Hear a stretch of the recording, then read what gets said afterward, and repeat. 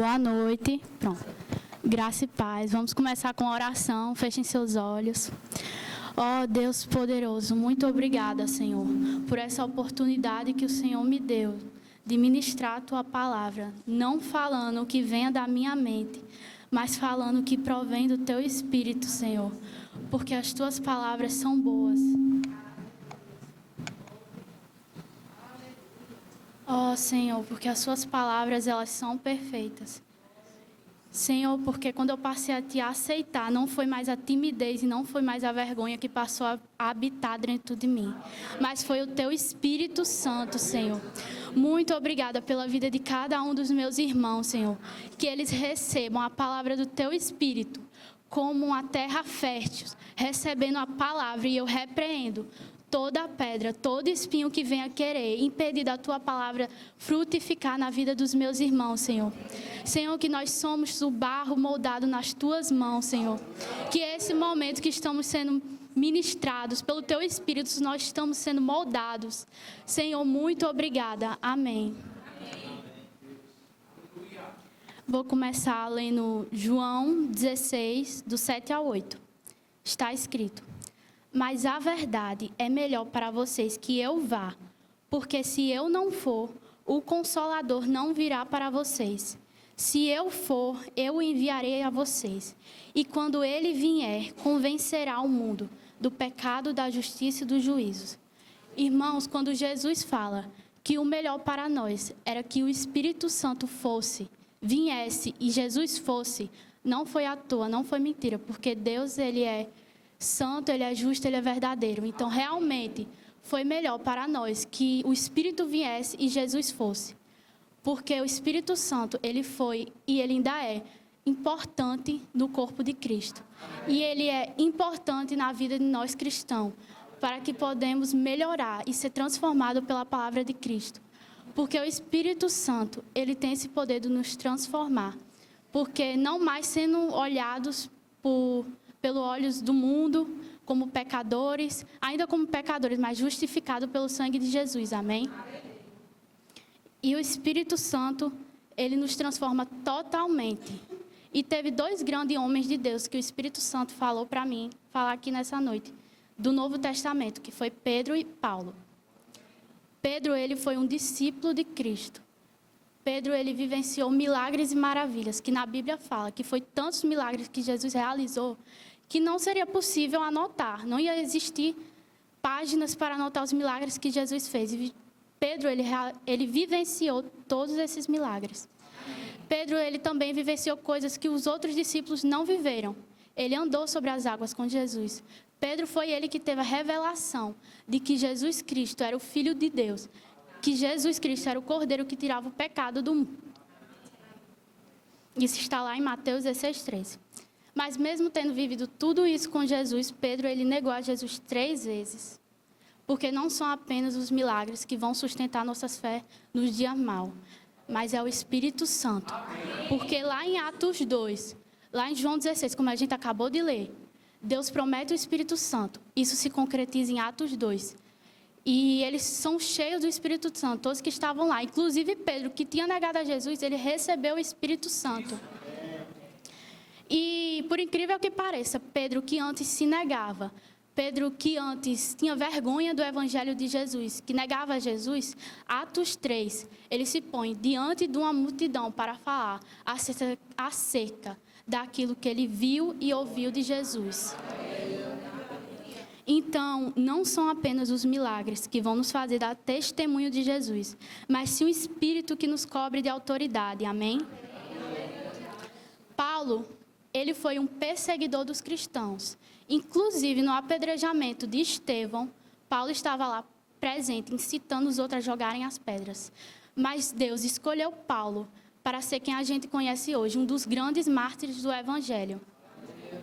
E quando Jesus aparece a Paulo, ele pergunta: Paulo, Paulo, por que tu me persegues? Então Paulo, ele fica cego, escama vem aos seus olhos.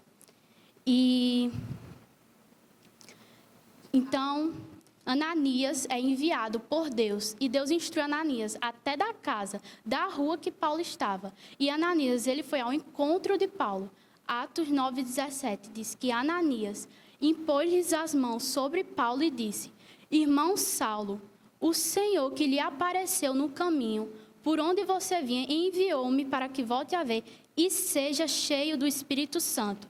Deus não apenas curou Paulo, mas ele o encheu do seu próprio ser. E isso, imagino que aqueles irmãos da igreja primitiva pensaram, né?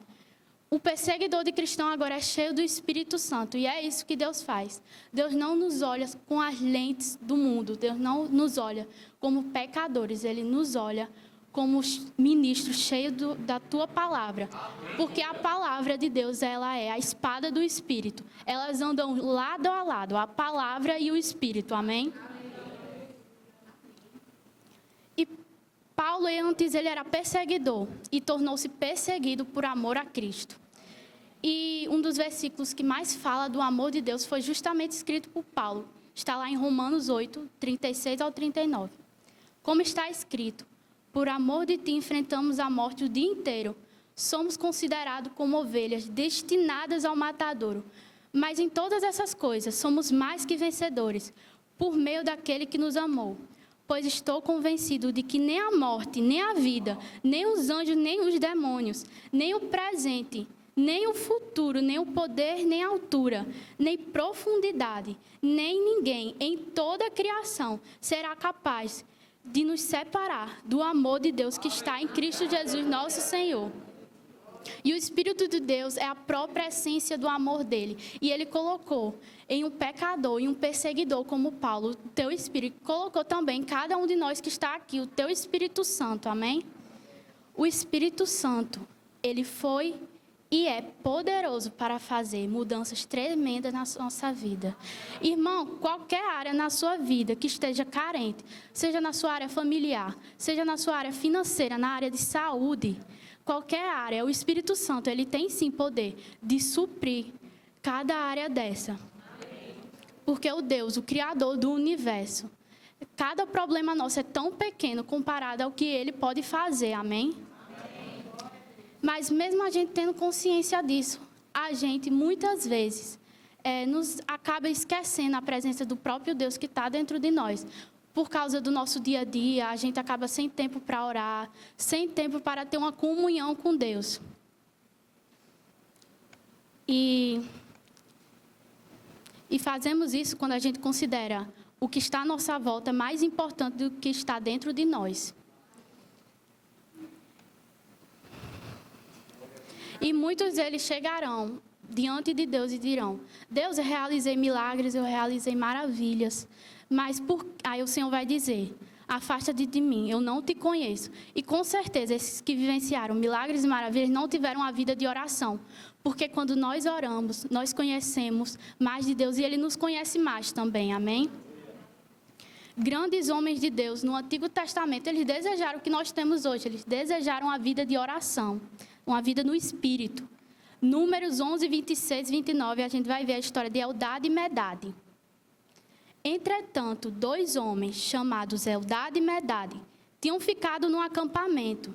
Ambos estavam na lista das autoridades, mas não tinham ido para a tenda, porque na tenda era o lugar de encontro com intimidade com o Espírito. Todas as autoridades tinham ido para lá, mas Eldade e Medade não tiveram como ir, então eles ficaram no acampamento. Ambos estavam na lista das autoridades, mas não tinham ido para a tenda. O Espírito também repousou sobre eles e profetizaram no acampamento. Então, certo jovem correu e contou a Moisés. Nesse tempo já existia fofoca. Então, esse jovem ele foi para Moisés e contou: Eldade e Medade estão profetizando no acampamento. Josué, filho de Num, que desde jovem era auxiliar de Moisés, interferiu e disse: Moisés, meu senhor, detenha-os. Moisés, porém, respondeu: Você está com ciúmes por minha causa? Quem dera todo o povo do Senhor fosse profeta e que o Senhor pusesse o seu Espírito sobre eles. Então, Moisés, ele desejava o que nós temos hoje. Muitas vezes a gente até para. Meu Deus, eu queria ter vivido no Antigo Testamento, porque Deus abriu o mar, Deus fez o maná, desceu do céu, Deus fez uma nuvem que apontava o caminho, Deus só provia no Antigo Testamento. Mas não, a gente vê aqui que Moisés, ele desejava o Espírito Santo. Porque mais grandioso que ver milagres acontecendo é ter o Deus que realiza eles dentro de nós. E Deus, ele sempre quis intimidade com o homem. Ele sempre quis viver em comunhão com o homem. Por esse motivo, ele não colocou o Espírito de Deus do lado. Seria muito bom, né, ter Deus do nosso lado. Mas não, ele colocou dentro de nós. Porque não há forma de ser mais profundo, mais intimidade do que colocar dentro do homem. Quando Deus, ele fez o homem e a mulher, ele os tornou uma só carne, uma aliança. E Deus, ele quis essa aliança com nós. Ele colocou o seu Espírito dentro de nós. Amém. Em Gênesis 2:7, quando Deus cria o homem, ele usa suas próprias mãos. A gente vê que foi o único momento na criação que Deus colocou suas mãos em prática. Em todos os outros momentos ele falou, mas quando ele criou o homem, ele colocou as suas próprias mãos os moldando. E além disso, ele soprou do seu próprio fôlego o Espírito de Deus, o Espírito dele dentro do homem. Mas a gente sabe que Adão, ele foi enganado pela serpente. Ele pecou, ele morreu e ele perdeu o Espírito que estava com ele. Passou a ser inimigo de Deus. Mas Jesus, ele morreu, ele ressuscitou. E ele prometeu o Espírito Santo, como a gente leu em João 16. E em Atos 2, isso se concretizou. O Espírito Santo passou como um forte vento, passando a fazer morada novamente dentro da gente, dentro daqueles discípulos e dentro da gente, quando a gente aceita Jesus. Amém. Salmos 24, do 3 ao 4, Davi escreve o seguinte: quem subirá ao monte do Senhor? Ou quem estará no seu santo lugar? Aquele que é limpo de mãos e puro de coração. O Espírito Santo, ele nos leva a ser limpos de mãos e puros de coração. Ele nos leva a ser justo e verdadeiro, assim como Jesus foi. E é. João 16:13 está escrito: mas quando o Espírito da verdade vier, ele os guiará a toda a verdade. Então, esse versículo mostra que o Espírito Santo é o Espírito da verdade. Então, com o Espírito da verdade, a gente pode se tornar, assim, verdadeiro, porque andamos com ele. Então, nós nos tornamos de mãos limpas diante de Deus. Romanos 8:10, Paulo também escreve: mas se Cristo está em vocês, embora o corpo esteja sujeito à morte por causa do pecado, assim como Adão pecou, o Espírito, porém, dá a vida por causa da justiça. Paulo mostra que através do Espírito Santo nós somos vivificados e justificados. Nós nos tornamos puros de coração diante de Deus. Amém?